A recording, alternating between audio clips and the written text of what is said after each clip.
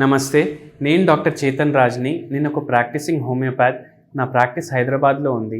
చాలామందికి మీరు ఎవరైతే ఈ వీడియో చూస్తున్నారో వాళ్లకు జాయింట్ పెయిన్స్ ప్రాబ్లం ఉంటుంది. ఈ జాయింట్ పెయిన్స్ ప్రాబ్లం గురించి ఇవాళ మనం డిస్కస్ చేద్దాం. జాయింట్ పెయిన్స్ ఎందుకు వస్తాయి, దీన్ని ఎలా మనం తగ్గించుకోవచ్చు, శాశ్వత పరిష్కారం అనేది ఎలా ఉంటుంది అది చూద్దాం.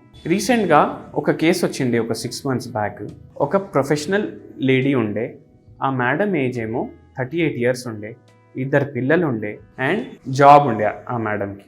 సో ఆ మేడం ఐటీ కంపెనీలో జాబ్ చేస్తుండే. ఆ పేషెంట్కి యాంకిల్స్లో పెయిన్ ఉండే, యాంకిల్ జాయింట్స్లో, మళ్ళీ మోకాల్లో నొప్పి ఉండే, హిప్ జాయింట్స్లో నొప్పి ఉండే, నడుములో నొప్పి ఉండే, వీప్లో నొప్పి ఉండే. అండ్ అన్ని ఇన్వెస్టిగేషన్స్ చేశారు. పేషెంట్కి పీరియడ్స్ ఏమో నార్మల్గా వస్తుండే, బట్ స్టిల్ స్పాండిలోసిస్ స్టార్ట్ అయింది, నడుములో స్పాండిలోసిస్ స్టార్ట్ అయింది, మెడలో స్పాండిలోసిస్ స్టార్ట్ అయింది, ఆస్టియో ఆర్థరైటిస్ స్టార్ట్ అయింది. అండ్ పేషెంట్ ఏమో ఇన్వెస్టిగేషన్స్ వేరేవి, కాల్షియం కానీ, హీమోగ్లోబిన్ కానీ, థైరాయిడ్ కానీ, డయాబెటీస్ కానీ, బీపీ కానీ, ఇవన్నీ రీడింగ్స్ నార్మల్ ఉండే పేషెంట్లో. కానీ స్టిల్ ఈ పేషెంట్ ఏమో పడుకున్నప్పుడు పోస్చర్ కూడా మంచిగా ఉంటుండే, కూర్చున్నప్పుడు కూడా బాగుంటుండే పోస్చర్. బట్ స్టిల్ ఈ ప్రాబ్లం పేషెంట్కి స్టార్ట్ అయింది. అండ్ ఈ పేషెంట్ లైఫ్లో చాలా స్ట్రెస్ ఉండే జాబ్ గురించి. ఒక్కొక్క రోజు 16 hours, ఒక్కొక్క రోజు 18 hours అట్లా ఉంటుండే జాబ్. చాలా హెక్టిక్ జాబ్ ఉండే. అయితే ఏమైంది అనేసి స్ట్రెస్ ఏముందని అడిగితే ఇదే చెప్పింది పేషెంట్. నేను జాబ్ ఇల్లు కలిపి మేనేజ్ చేసుకోలేకపోతున్నాను. నేను జాబ్ మీద కాన్సన్ట్రేట్ చేస్తే ఇల్లు ఇగ్నోర్ అవుతుంది, పిల్లలు ఇగ్నోర్ అవుతున్నారు, ఏం చేయాలి నాకు అర్థం అవ్వట్లేదు. అండ్ ఇంకో ప్రాబ్లం కూడా ఉండే పేషెంట్కి. పేషెంట్ ఏమో చెప్పులు ఉంటాయి కదా, అవి హీల్స్ చెప్పులు ఉంటాయి కదా, అవి వేసుకొని పోతుండే ఆఫీస్కి. షూస్ కూడా షూస్ వేసుకొని పోతుండే.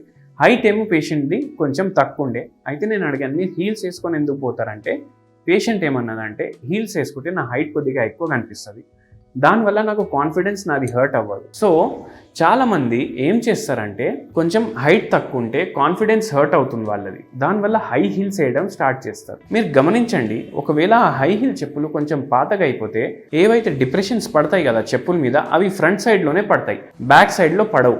అదే ఫ్లాట్ హీల్స్ ఉన్న చెప్పులు మీరు తీసుకుంటే, దేనికైతే హై హీల్స్ ఉండవు ఆ చెప్పులు మీరు కనిపిస్తే వెనకాల సైడ్ కూడా డిప్రెషన్ ఉంటుంది, ముందు సైడ్ కూడా డిప్రెషన్ ఉంటుంది. ఎందుకంటే వెయిట్ ఈక్వల్గా పడుతుంది. కానీ హై హీల్ చెప్పులు వేసుకోవడం వల్ల ఏమవుతుంది, ఓన్లీ ముందు వెయిట్ పడుతుంది. సో మనం పేషెంట్కి చెప్పినాము, ఫస్ట్ మీరు హై హీల్ వేసుకోవడం ఆపేసేయండి. అసలు అనుకోరు హై హీల్ వల్ల కూడా జాయింట్స్లో నొప్పులు వస్తాయి అనేసి. సో పేషెంట్కి అది మాన్పిచ్చేసి మనం హోమియోపతి ట్రీట్మెంట్ స్టార్ట్ చేసాము. మైండ్ సిమ్టమ్స్ కూడా కన్సిడర్ చేసాము, బాడీ సిమ్టమ్స్ కూడా కన్సిడర్ చేసాము.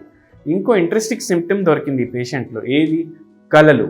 ఈ పేషెంట్కి కలల్లో పాములు వస్తుండే అన్నమాట. సో ఆ సిమ్టమ్ కూడా మనం కన్సిడర్ చేసాము, జాయింట్ పెయిన్స్ కూడా కన్సిడర్ చేసాము. పేషెంట్కి మందులు ఇవ్వడం స్టార్ట్ చేసాము. ఈ ప్రాబ్లం తోటి ఆల్మోస్ట్ 3-4 years నుంచి సఫర్ అవుతుండే పేషెంట్. 5 monthsలో పూర్తిగా ఈ ప్రాబ్లం తగ్గిపోయింది. ఆర్థరైటిస్ అంటే జాయింట్లలో ఉబ్బిపోవడం, అది కూడా పూర్తిగా రివర్స్ అయిపోయింది. దాని తర్వాత మనం పేషెంట్కి ట్రీట్మెంట్ ఆపేసాము. సో మీరు కూడా ఒకవేళ హై హీల్స్ వేసుకుంటున్నారంటే అది అవాయిడ్ చేయండి. అండ్ మీరు డైలీ ఎక్స్పోజ్ అవ్వండి కొంచెం ఎండకి. ఎందుకంటే ఎండకి ఎక్స్పోజ్ అవుతే మీ బాడీలో విటమిన్ డి అనేది ప్రొడ్యూస్ అవుతుంది, దానివల్ల జాయింట్ స్ట్రాంగ్ అవుతాయి, బోన్ స్ట్రాంగ్ అవుతాయి. ఇంకోటి ఏంటంటే చాలామంది సన్ స్క్రీన్ వాడతారు. ఈ సన్ స్క్రీన్ వాడడం వల్ల ఏమైపోతుంది అంటే విటమిన్ డి మన బాడీ సరిగా ప్రొడ్యూస్ చెయ్యదు. ఎందుకంటే ఏవైతే యూవీ రేస్ కావాలి మన బాడీకి విటమిన్ డి ప్రొడ్యూస్ చేయడానికి, అవి మన బాడీ అబ్జర్వ్ చేసుకోలేదు సన్ స్క్రీన్ వల్ల. విటమిన్ డి అనేది మన బాడీయే ప్రొడ్యూస్ చేస్తుంది. మన బాడీ ప్రొడ్యూస్ చేసి ఇది చాలా ఫంక్షన్స్ చేస్తుంది మన బాడీలో vitamin D. And specially bone హెల్త్కి చాలా రెస్పాన్సిబుల్. సో ఇది కూడా మైండ్లో పెట్టుకొని మీరు విటమిన్ డి మీకు డైలీ కరెక్ట్ మాత్రలో దొరకాలంటే minimum 15 minutes to half an hour ఎండకి ఎక్స్పోజ్ అవ్వండి. అండ్ ఇంకోటి మైండ్లో గుర్తుపెట్టుకోండి, ఫుల్ స్లీవ్ బట్టలు వేసుకొని మీరు ఎక్స్పోజ్ అవుతే అంతా మీకు విటమిన్ డి ప్రొడ్యూస్ అవ్వదు. స్లీవ్లెస్ బట్టలు వేసుకోండి అండ్ షార్ట్స్ వేసుకొని మీ బాడీ మీరు సన్లైట్కి ఎక్స్పోజ్ చేసుకోండి. దీంతో మీ విటమిన్ డి ప్రాబ్లం ఏమో సాల్వ్ అవుతుంది. అండ్ జాయింట్స్ ఏమో మనం కేర్ఫుల్గా చూసుకోవాలి, వేర్ అండ్ టేర్ అవ్వకుండా చూసుకోవాలి. సో దానికోసం ఫిజికల్ యాక్టివిటీ కూడా మీరు రెగ్యులర్లీ మెయింటైన్ చేయండి. Thank you.